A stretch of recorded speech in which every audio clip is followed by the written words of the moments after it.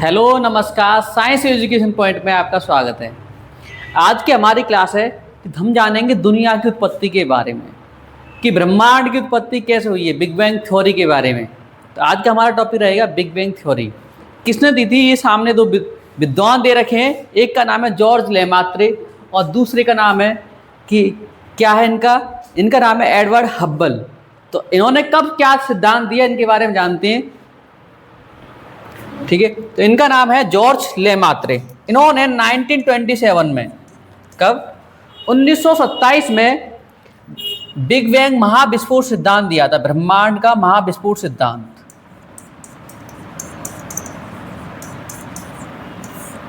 महाविस्फोट सिद्धांत किसने दिया था? जॉर्ज लेमात्रे ने दिया था। इनका नाम है जॉर्ज लेमात्रे और ये है एडवर्ड हब्बल। हब्बल साहब ने 1929 में ब्रह्मांड विस्तार सिद्धांत दिया था। ब्रह्मांड का विस्तार हो रहा है।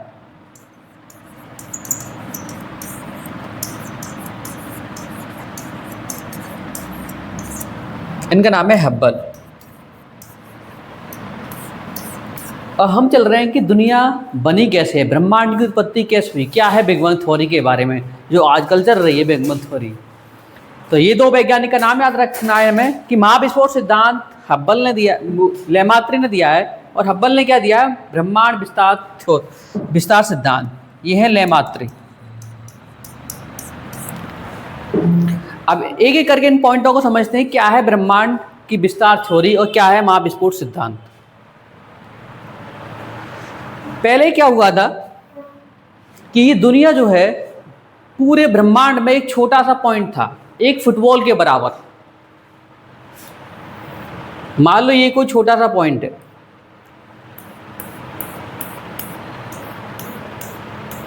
ये एक छोटा सा पॉइंट था। ये पॉइंट धीमे धीमे सिकुड़ने लगा। बताया जाता है महाविस्फोट सिद्धांत में कि एक जो था छोटा सा पॉइंट था, ये धीमे धीमे सिकुड़ने लगा। जब कोई चीज़ सिकुड़ती है तो वहाँ टेम्परेचर बढ़ जाता है। जब कोई चीज़ सिकुड़ेगी तो वहाँ क्या होगा? टेम्परेचर बढ़ेगा। जब भी, या फिर कह सकते हैं ग्रेविटी बढ़ेगी, टेम्परेचर बढ़ेगा और प्रेशर बढ़ेगा। सारे पॉइंट जो डिपेंड करते हैं, तीन बातों पर डिपेंड करते हैं। एक है ग्रेविटी, टेम्परेचर और प्रेशर। तो क्या हुआ कि ये जो बॉल थी, बॉल धीमे धीमे सिकुड़ने लगी। मान लो कि बहुत सारे लोग हैं और एक ही कमरे में बंद कर दिए जाएं तो गर्मी की मात्रा बढ़ जाएगी। तो धीमे धीमे क्या हुआ कि यहाँ पर ये जो थ्योरी, जो बॉल है, बॉल धीमे धीमे सिकुड़ने लगी, जिससे क्या हुआ कि टेम्परेचर बढ़ने लग गया। टेम्परेचर इतना बढ़ा कि वो टेम्परेचर की मात्रा होगी 10⁷ डिग्री सेल्सियस, या कहें तो 1 करोड़ डिग्री सेल्सियस। जब भी किसी का टेम्परेचर 1 करोड़ डिग्री सेल्सियस हो जाता है तो उसकी मात्रा ऐसी हो जाती है, वो विस्फोट के अंतराल पे आ जाती है। तो ये महाविस्फोट सिद्धांत यही कहता है कि जब चीज़ें सिकुड़ने लगी, सिकुड़ने के बाद क्या हुआ कि टेम्परेचर कितना हो गया? 1 करोड़ डिग्री सेल्सियस, जिससे क्या हुआ कि वो एकदम विस्फोट कर गए। तो विस्फोट करना कैसे कि पूरे ब्रह्मांड के अंदर केवल क्या था? 3 चीजें थी: धूल मिट्टी के कण, धूल मिट्टी और गैस। पूरे ब्रह्मांड में केवल 3 चीजें थी: धूल, मिट्टी और गैस। आज भी आप कहीं जाओगे तो वहां धूल मिट्टी तो होना कंपलसरी है। गैस कौन सी थी? तो हाइड्रोजन गैस। केवल एक ही गैस थी सबसे पहले। तो ब्रह्मांड में सबसे पहली गैस कौन सी थी? वो थी हाइड्रोजन गैस। इस हाइड्रोजन गैस के जो अणु थे आपस में बढ़ते गए बढ़ते गए बढ़ते गए, और ये बढ़ने के साथ जब हाइड्रोजन गैस का विस्फोट हुआ तो इन्होंने एक नई गैस और बनाई, जिसे कहते हैं हीलियम गैस। जब एक हाइड्रोजन और एक हाइड्रोजन आपस में मिल गए तो हीलियम के 2 अणु बन गए। तो यहाँ से एक नई गैस का निर्माण हुआ, जिसे हम कहते हैं हीलियम गैस। आप समझते हैं कि हाइड्रोजन के नॉर्मली जो अणु हैं दूर दूर जाते हैं, यहाँ कैसे आ गए, यहाँ कैसे पास में आए और कैसे विस्फोट हो गया। कि इनके अंदर ग्रेविटी की मात्रा इतनी बढ़ गई कि ये आपस में खिंचते गए और एक तरह से फटाक सीधे विस्फोट हो गया। अब ये विस्फोट हुआ तो क्या निकला? Helium gas. अब साइंटिस्टों ने ये कैसे पता करा कि हाइड्रोजन ही है और हीलियम है? कि दुनिया जो बनी है वो केवल एटम से बनी है। अगर इस दुनिया में किसी का भी निर्माण हुआ है वो सब एटम से हुआ है। ये पूरी दुनिया, किसी का भी अगर नामकरण किया जाता है, अगर मेरे हाथ में पेन है या बोर्ड है, इस दुनिया में कुछ भी है, अगर उसका नामकरण किया गया है तो वो एटम में इलेक्ट्रॉन, प्रोटॉन, न्यूट्रॉन की संख्या के आधार पर किया जाता है। तो एटम में जो हमारे पास इलेक्ट्रॉन, प्रोटॉन, जो न्यूट्रॉन होते हैं, इनकी संख्या के आधार पर नामकरण किया जाता है। किसी भी चीज़ का नामकरण जो किया गया है वो एटम से पूरी दुनिया बनी है। उसके अंदर क्या होता है? इलेक्ट्रॉन, प्रोटॉन और न्यूट्रॉन। अब ये नहीं, इस पेन को नहीं पता कि ये पेन है, ये बोर्ड को नहीं पता कि ये बोर्ड है, या शेर को ये पता है कि मैं शेर हूँ, तो किसी को ये नहीं पता कि वो चीज़ क्या है। सबका नामकरण किसने किया? मनुष्य ने किया है। उसी प्रकार हाइड्रोजन का नामकरण किया गया, लेकिन किसके आधार पर? ये एटम में इलेक्ट्रॉन, प्रोटॉन, न्यूट्रॉन की संख्या के आधार पर। यहाँ पर हाइड्रोजन के पास अगर एक इलेक्ट्रॉन और एक प्रोटॉन है, इसलिए इसका नाम हाइड्रोजन का रखा गया है। तो सबसे पहले कोई भी गैस की खोज हुई है वो थी हाइड्रोजन। जब हाइड्रोजन के अणु आपस में टकराए और विस्फोट हुआ और हीलियम गैस की उत्पत्ति हुई। धीमे धीमे हुआ क्या? जब आपस में ये टकराए और जब ये फटा तो बहुत सारी चीज़ें बिखर गई, और इसका मतलब क्या है? ये विस्तार होने लग गया। ये एक चित्र जो दिख रहा है ये फटा हुआ चित्र है कोई। तो धीमे धीमे ये क्या हुआ कि ब्रह्मांड का विस्तार होने लग गया। ये सब अब विस्तार क्यों हुआ और क्यों नहीं रख रहा? तो पहले पॉइंट था हमारा महाविस्फोट सिद्धांत। महाविस्फोट सिद्धांत में क्या हुआ कि जो हाइड्रोजन था एक तरह से खींचे जा रहे थे आपस में, ग्रेविटी का और टेम्परेचर प्रेशर बढ़ रहा था, और फटाक से दिन विस्फोट हुआ और वहाँ पर क्या है? हीलियम गैस की उत्पत्ति हुई। फिर क्या हुआ? जब ये अणु आपस में टूटने के बाद ये बिखर रहे हैं, ये सब क्या है? बिखर रहे हैं। जैसे कि एग्जाम्पल समझते हैं, आपने कोई मिट्टी की, गीली मिट्टी की कोई गेंद बनाई और आपने दीवार में मारी, तो वो क्या, उसके सारे अणु एक जैसे तो नहीं होंगे, किसी का छोटा अणु कोई बड़े अणु, तो वो जैसे प्रकार वो टूटे। लेकिन होता क्या है कि यहाँ पर क्या हुआ कि यहाँ बीच में कोई भी घर्षण नहीं था, फ्रिक्शन नहीं था। तो ये सिद्धांत क्या है? विस्तार चलता रहा, जो कि हब्बल साहब ने दिया था। कि हब्बल ने कहा कि जो ये है ब्रह्मांड विस्तार थ्योरी, कि ये आगे विस्तार होता रहा है ब्रह्मांड का, ये कभी ख़त्म नहीं हो रहा है, क्योंकि यहाँ पर कोई फ्रिक्शन नहीं है। फ्रिक्शन का मतलब है रुकावट। जब कहें तो फ्रिक्शन वहाँ होगा, वहाँ रुकावट पैदा होगी। जो यहाँ घर्षण होगा वहाँ रुकावट होगी।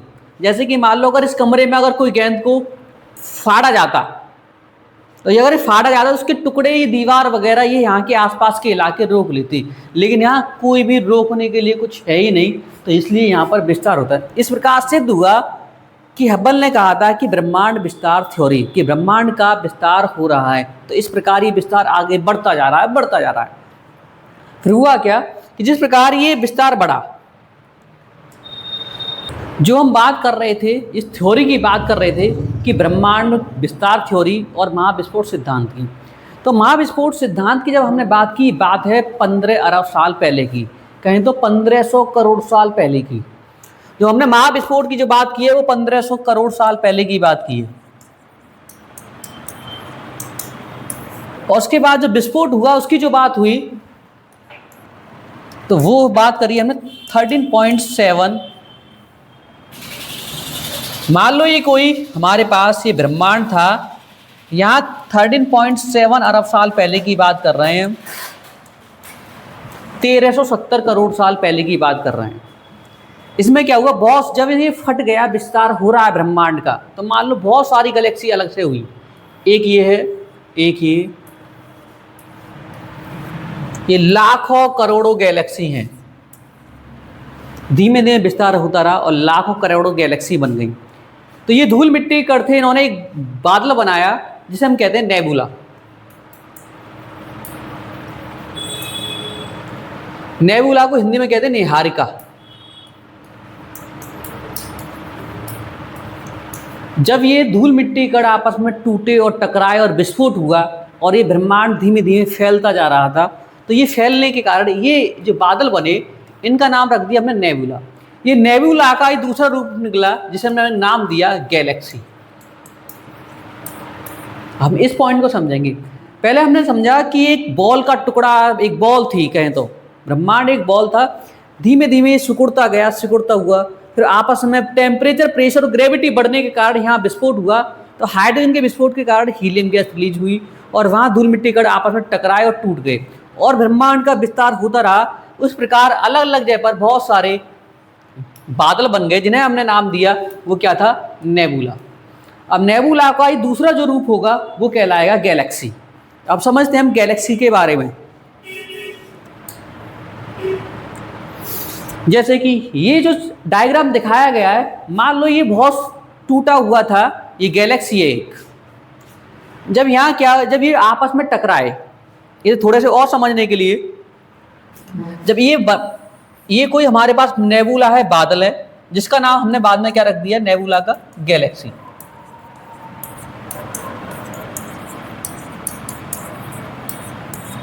ये क्या है, गैलेक्सी। ये अपनी गैलेक्सी है। इस गैलेक्सी का नाम रखा साइंटिस्टों ने, जिसे हम कहते हैं मिल्की वे या फिर आकाशगंगा।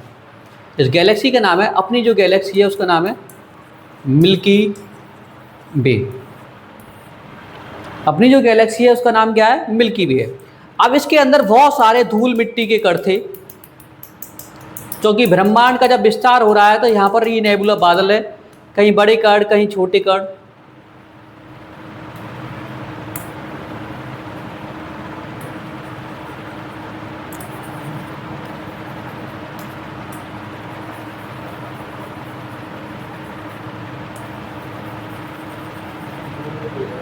इस प्रकार ये बहुत सारे कण थे और ये कण आपस में टकराए। ये बादलों में भी धीमे धीमे एक ग्रेविटी के कारण ये आपस में टकराए और टकराने के बाद इनका विस्फोट हुआ और विस्फोट होने के कारण ये सब जल गए, ये सब जलने लगे और जो भी जले इनको हमने एक नाम दिया, तारे या फिर कहें तो स्टार्स। जितने भी धूल मिट्टी के कण थे, गैसें थी, इस नेबुला के अंदर वो आपस में टकराए, टकराने के कारण जो भी जले, जिनमें भी आग लगी, जो भी जले, वो सबको हमने नाम क्या दिया, वो कहलाए क्या, तारे। इन तारों में भी जो सबसे अधिक मात्रा में जल रहा था उसको हमने एक नाम दे दिया, सूर्य, जिसे हम कहते हैं सन। तो सूरज क्या है, एक सूर्य क्या है, एक तारा है। तो सन क्या है, एक तारा है। तो हमने क्या किया कि जब गैलेक्सी के अंदर बहुत सारे धूल मिट्टी के कण थे, वो आपस में टकराए, उन टकराव के कारण इनमें क्या लगी, आग लग गई। आग लगने के कारण जो भी जले उनको हमने एक नाम दिया, तारे। उन तारों में भी जो सबसे अधिक मात्रा में जल रहा था उसका नाम क्या था, सूर्य। तो सूर्य क्या है, एक तारा है। इससे पहले हम बात कर रहे थे कि 13.7 करोड़ साल पहले, अरब साल पहले, कि बहुत सारे अनेक बादल थे जिन्हें हमने नेबुला कहा। इन बादलों का नाम ही गैलेक्सी पड़ गया। तो इन गैलेक्सी में से एक हमारी गैलेक्सी है जिसका हमने नाम दिया है मिल्की वे या फिर आकाश गंगा। अगर क्वेश्चन ये पूछने को आया एग्जाम में कि अपने पास की गैलेक्सी का नाम बताइए, अपनी गैलेक्सी का नाम क्या है, अपनी गैलेक्सी का नाम है आकाश गंगा। और अपने पास की गैलेक्सी पूछने के लिए आए, बाई चांस अपने पास की गैलेक्सी, ये अपनी गैलेक्सी, तो इनमें से ये वाली गैलेक्सी तो ये है, तो इसके पास की गैलेक्सी पूछने के लिए आए, ये भी गैलेक्सी है, ये भी गैलेक्सी, ये सभी गैलेक्सी, लाखों करोड़ों गैलेक्सी हैं।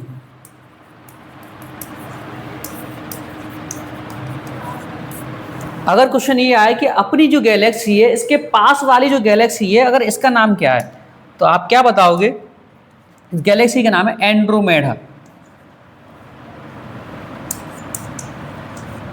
एंड्रोमेडा, या फिर हिंदी में कहते हैं इसको देवयानी।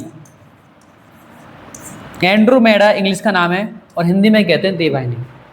तो अपने पास की गैलेक्सी का नाम अगर क्वेश्चन में कभी आता है, पेपर में कभी एग्जाम में आता है क्वेश्चन कि अपने गैलेक्सी का नाम आकाशगंगा, अपने पास की गैलेक्सी का नाम एंड्रोमेडा। अब हम इतने जान चुके कि जब भी धूल मिट्टी का टकराने के बाद टूटे और जले, उन्हें हमने तारे का नाम दिया। ये तारे में से जो सबसे अधिक मात्रा में जल रहा था उसका नाम क्या था, सूरज। अगर क्वेश्चन ये आता पृथ्वी के पास के तारे का नाम बताइए, पृथ्वी के पास का तारा, तो आप तुरंत कहोगे कि वो सूरज है। पृथ्वी के पास के तारे का नाम क्या है? सूर्य। अगर क्वेश्चन ये आता कि सूर्य के पास के तारे का नाम क्या है? सूर्य के पास का तारा, सूर्य के पास का तारा, इसका नाम क्या होगा? तो जो हमारे पास ये एक और था, वो भी इस सूरज की तरह जल रहा था, उसका नाम हमने रखा सूर्य के पास का तारा, जिसके अंदर प्रॉक्सिमा सेंचुरी।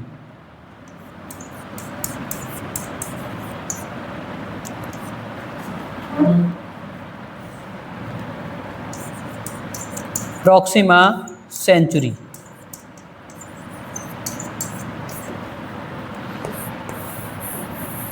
ये हमारे 4 क्वेश्चन क्लियर हुए।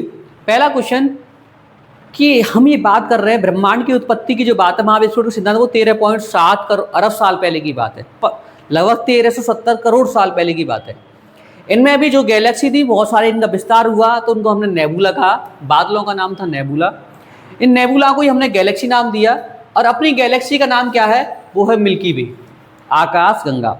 और अपने पास की जो गैलेक्सी है, इस गैलेक्सी का नाम है एंड्रोमेडा या फिर देवानी, एंड्रोमेडा या फिर दीवानी। और इसके अंदर जितने भी धूल मिट्टी के कण थे, वो आपस में टकराए, और टकराने के बाद वो आपस में जले। इस जलने के कारण जो भी जले, उनको हमने नाम दिया एक तारा, जिन्हें हम क्या कहते हैं? तारे। तो सूरज भी क्या है? एक तारा है। तो सूर्य के पास का जो तारा है, उसे हम कहते हैं प्रॉक्सिमा सेंचुरी, और पृथ्वी के पास का जो तारा है, उसे हम कहते हैं क्या? सूर्य। तो ये तीनों पॉइंट आपको क्लियर रखने हैं कि सूर्य के पास का तारा और पृथ्वी के पास का तारा, अपनी गैलेक्सी का नाम, पास की गैलेक्सी का नाम। अब आगे चलते हैं कि फिर आगे घटना क्या घटित हुई। ये हमारी गैलेक्सी है जिसका नाम है मिल्की वे। इसका नाम क्या है? मिल्की वे। गैलेक्सी मतलब आकाश गंगा, अपनी आकाश गंगा का नाम है मिल्की वे, जिसकी आकृति हमें दिखाई दे रही है। इसके अंदर लाखों करोड़ों, ना जाने कितने ऐसे ग्रह होंगे, ना जाने कितने सूरज होंगे, जहां तक हम पहुंच नहीं पा रहे हैं, जहां तक हम पहुंच नहीं पा रहे हैं। अब चलते हैं हम सूरज के पास। जो सूरज जब जला,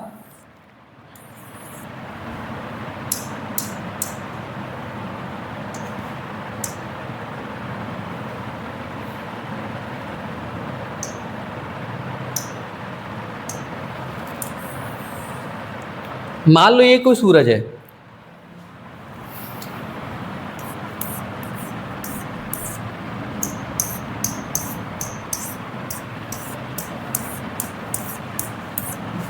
पृथ्वी से सूर्य की दूरी कितनी है?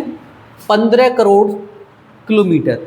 इस 15 करोड़ किलोमीटर में जो दूरी है सूर्य की पृथ्वी से, इसे मापने के लिए कोई तो इकाई होगी हमारे पास। सूर्य से पृथ्वी की दूरी अगर मापनी होती,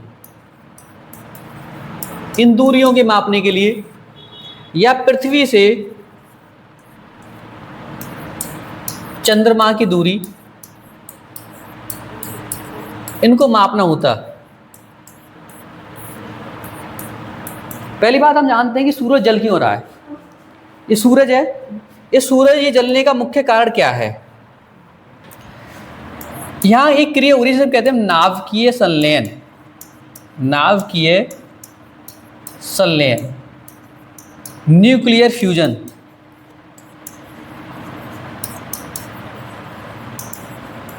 सूरज के जलने का कारण न्यूक्लियर फ्यूजन। इसके अंदर बहुत सारे हाइड्रोजन के अणु हैं। हाइड्रोजन के अणु आपस में जब टकराते हैं तो हीलियम गैस रिलीज होती है और बहुत सारी आग निकलती है। ये ऐसा क्यों हो रहा है? ये नाभिकीय संलयन के कारण हो रहा है। तो नाभिकीय संलयन के कारण ये सूरज धीमे धीमे जल रहा है, और एक दिन ऐसा होगा कि हीलियम की मात्रा बढ़ती जाएगी, और एक दिन सूरज छिप जाएगा और सूरज की फैलाव बढ़ता जाएगा। तो सूरज के किस लिए जल रहा है? हाइड्रोजन प्लस हाइड्रोजन के विस्फोट के कारण हीलियम गैस जो रिलीज हो रही है, उसके कारण ये जल रहा है। तो विस्फोट, नाभिकीय संलयन के कारण सूरज जल रहा है। अब होता क्या है, कि सूर्य से पृथ्वी की अगर हमें दूरी नापनी होती, इकाइयों की बात कर रहे हैं, पृथ्वी से चंद्रमा की दूरी नापनी, जैसे हम कहते हैं 15 करोड़ साल पहले, 15 करोड़ किलोमीटर है, ये 84,400 किलोमीटर है। हम जानते हैं एक होता है हमारे पास लाइट ईयर, प्रकाश वर्ष।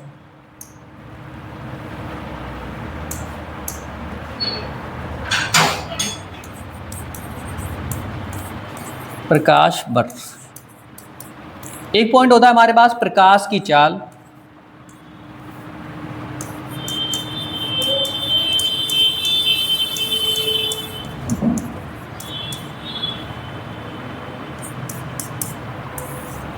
और एक होता है हमारे पास पारसेक।